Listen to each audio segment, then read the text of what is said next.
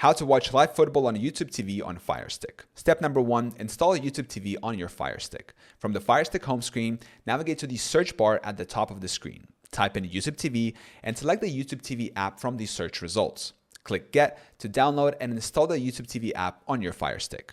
Step number 2, sign in to your YouTube TV account. After the app is installed, open it from your apps and channels section. Sign in using your Google account credentials associated with your YouTube TV subscription. Step number 3, navigate to live football games. Once signed in, use the search function to find specific football games or browse the live or sports sections to discover ongoing or upcoming football matches.